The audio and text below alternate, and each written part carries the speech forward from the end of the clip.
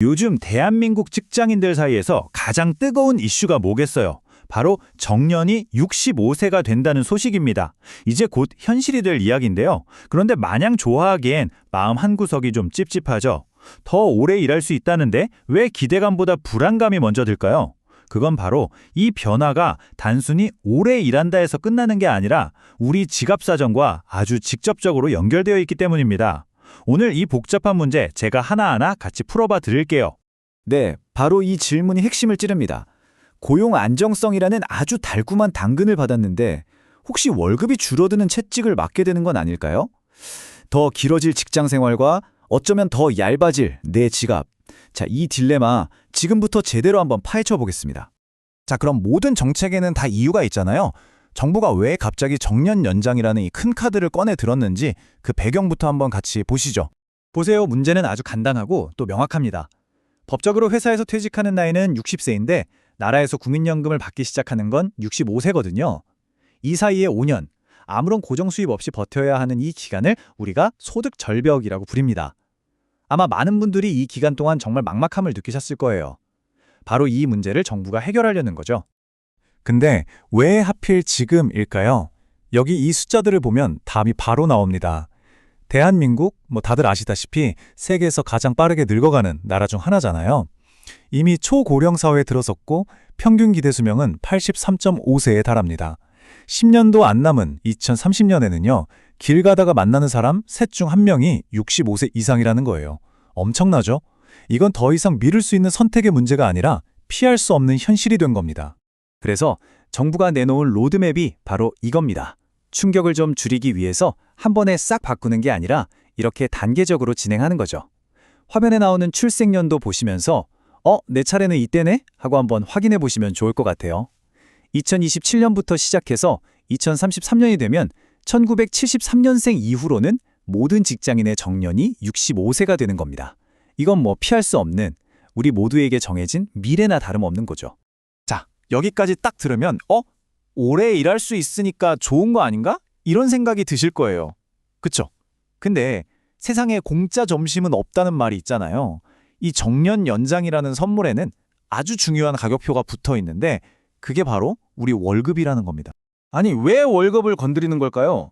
바로 우리나라 기업들의 아주 뿌리 깊은 임금 구조, 연공서열제 때문입니다. 쉽게 말해서 짬이 찰수록 월급이 자동으로 쭉쭉 오르는 시스템이잖아요.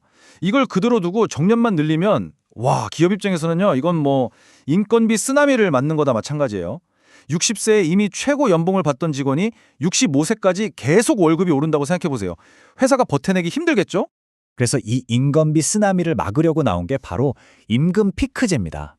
뭐랄까 일종의 빅딜이라고 생각하시면 쉬워요.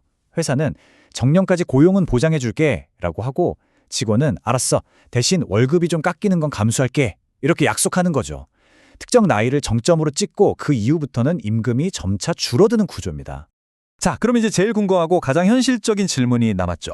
그래서 내 월급 도대체 얼마나 깎이는 걸까요? 이건 정말 마음의 준비를 단단히 하고 들으셔야 합니다. 국내 전문가들은 보통 정점을 찍었을 때보다 한 30%에서 50% 정도 깎일 거라고 보고 있어요. 근데 우리보다 이 제도를 먼저 시작한 일본의 사례를 보면요. 이게 더 현실적일 수 있는데 원래 받던 월급의 40%에서 많게는 70%까지 깎였다고 합니다. 그러니까 예를 들어 월 500만 원 받던 분이 어느 날 갑자기 월급 통장에 200만 원대가 찍힐 수도 있다는 얘기예요. 이건 단순히 용돈 좀 줄어드는 수준이 아니잖아요. 인생 계획 자체를 다 뜯어 고쳐야 하는 엄청난 변화죠. 이렇게 큰 변화는요, 꼭 동전의 양면 같아요. 한쪽 면이 누군가에게는 기회지만 다른 쪽 면은 또 다른 누군가에게는 위기가 될 수 있거든요. 지금부터 이 정책이 세대별로 얼마나 다른 얼굴을 하고 있는지 한번 들여다보겠습니다. 자, 이 표를 보시면 세대 간의 엇갈린 입장이 정말 한눈에 들어오죠.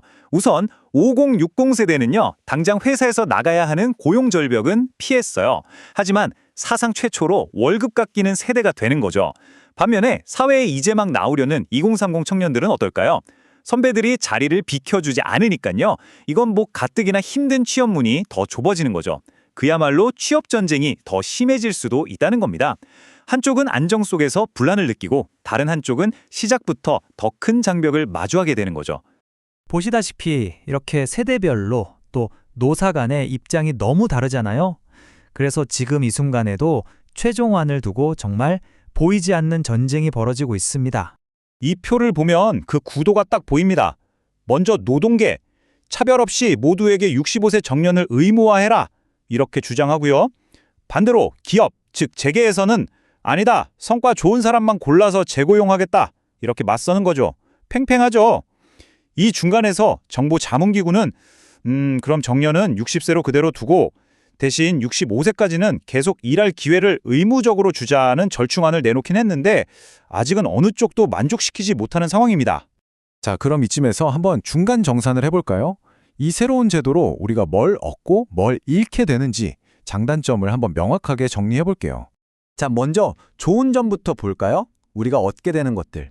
역시 가장 큰 건 5년간의 소득 절벽이 사라진다는 거겠죠? 이건 정말 크죠?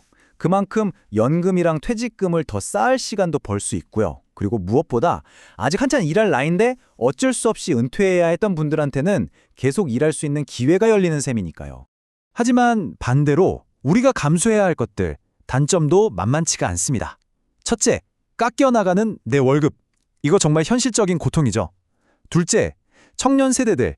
일자리가 줄어들면서 세대 갈등의 불씨가 될 수도 있고요. 셋째, 기업 입장에서도 당연히 인건비 부담이 늘어나겠죠. 얻는 것만큼이나 우리가 치러야 할 비용도 분명해 보입니다. 자, 오늘 이야기들을 쭉 종합해보면 결국 우리는 이 질문 앞에 서게 됩니다. 정년 65세 시대. 이것은 소득 절벽을 막는 우리 사회의 한 걸음 전진일까요? 아니면 월급이 깎이고 새로운 갈등을 낳는 두 걸음 후퇴일까요? 사실 정답은 없습니다. 여러분은 어떻게 생각하세요? 오늘 제가 설명해드린 내용들을 바탕으로 여러분 각자의 답을 한번 생각해 보시면 어떨까요? 결국 여러분 한 분 한 분의 생각이 모여서 우리 사회의 다음 발걸음을 결정하게 될 테니까요.